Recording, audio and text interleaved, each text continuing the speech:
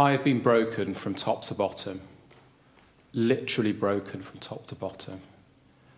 I've broken bones in my feet, leg, hand, elbow, and shoulder.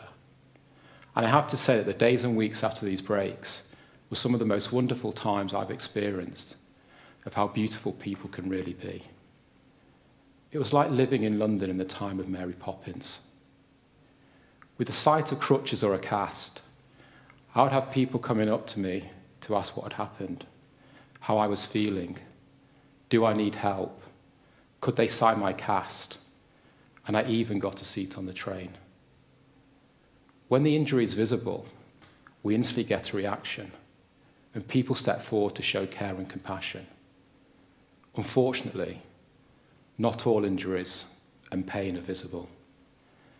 A few years ago, I was working for a fast-growth startup, working for and reported to CEO and founder. After an intense period, I left, feeling tired and mentally crushed after my time there, and contemplating what to do next one Friday afternoon.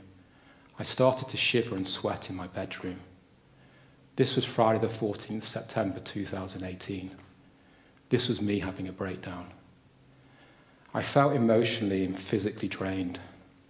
I felt anxious, depressed, tearful, and irritable. I was experiencing something I'd never felt before. I called my wife upstairs, and I couldn't stop shaking and crying in her arms. I felt totally broken.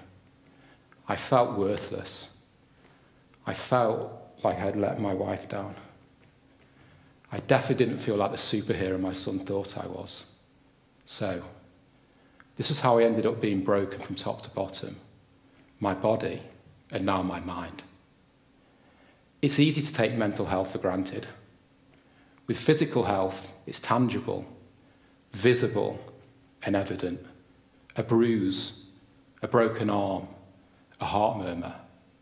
But mental health, well, if we aren't talking about it, sharing, or aware of the signs, it can easily slip under the radar.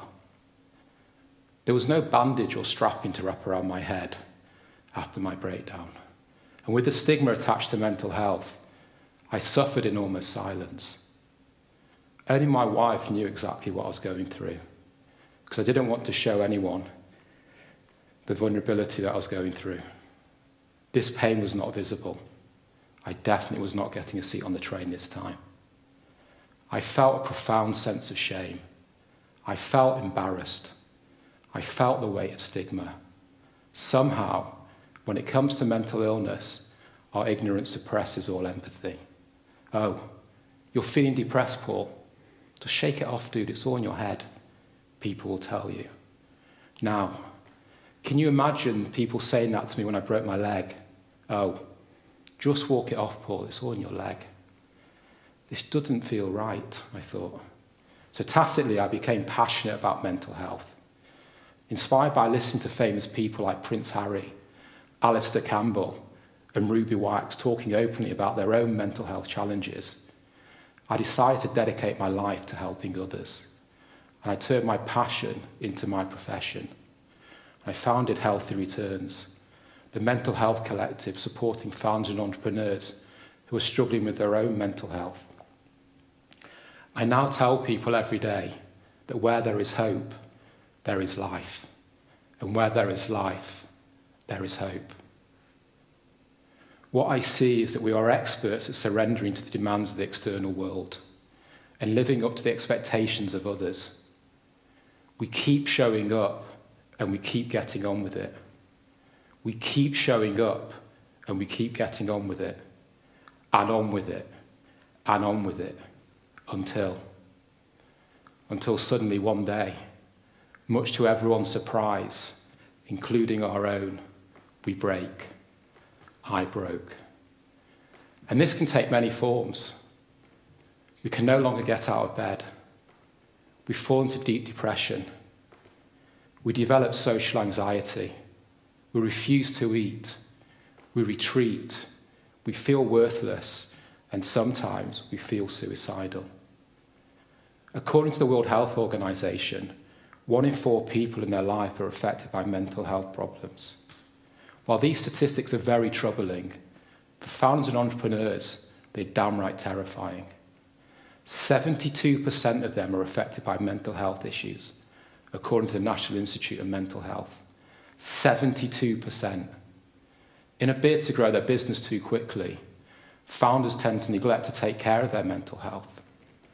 Now, we know that great founders are great storytellers. They have the ability to tell stories that inform, engage, persuade, and inspire. However, it is clear that these great storytellers are not telling us the full story. They are not telling us about the most important chapter in their storybook, about how they are really feeling inside. Sadly, founders often won't talk about their mental health for fear of being judged by others, their partners, their investors, their customers, and their employees. Given the impact they have on our economical world, it's important that founders operate in a state of maximum emotional health. These founders and their businesses are essential for our economic growth and future prosperity by creating jobs, boosting productivity, enabling competition, and introducing new technologies, products, and services. Unfortunately, the current narrative around entrepreneurship doesn't leave much room for vulnerability. It's characterized by machoism. The most successful companies are the ones that work the hardest, grow the fastest, and raise the most money. The startup press also follows the money, with one headline after another announcing who has raised what. Founders that don't adhere to this formula are seen as simply not trying. We have seen from the stats that the human sacrifice of driving value and business success comes with a huge psychological price. According to a famous study by Michael Freeman, founders are 2 times more likely to suffer from depression, 6 times more likely to suffer from ADHD, 3 times more likely to suffer from substance abuse, 10 times more likely to suffer from bipolar disorder, and 2 times more likely to have a suicidal thought. All of these factors are actively working to undermine a founder's performance, and they will often contribute to founder burnout, to co-founder conflict, to a toxic company culture, to increased employee turnover, an inability to hire top talent, an inability to show up for important meetings, and poor decision-making in general.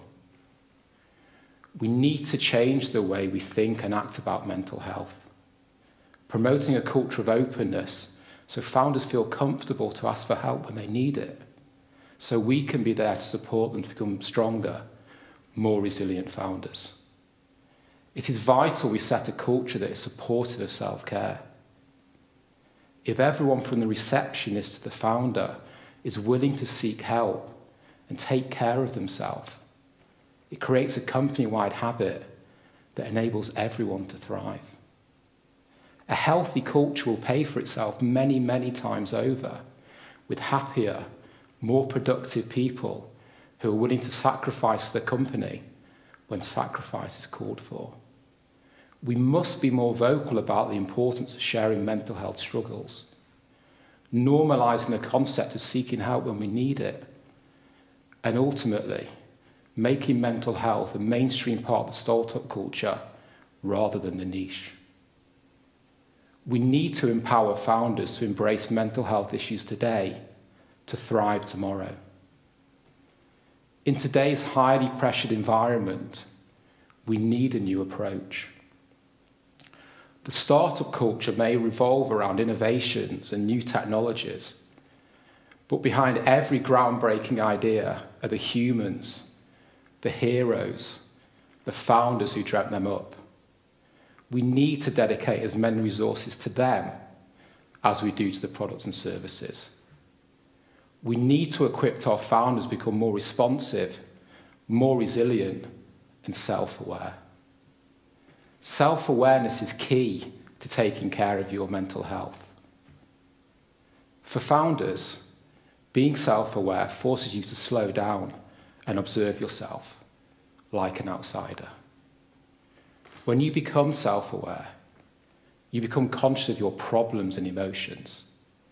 Start to understand who you really are inside. As founders, we get so caught up in our actions, our tasks, and our teams that we forget to take a step back and dig a little deeper into who we really are. We forget to ask ourselves important questions, like, how are you really feeling today, Paul? Why are you feeling anxious about what you're about to do today? Are you ready to deal with your problems? I know from experience that it's hard to admit the problem. So, we need to break the stigma of talking about mental health in the startup world. And the quicker we do it, the better. Now, can you imagine what the world would be like if everyone was mentally and emotionally healthier? If there was less depression and less isolation?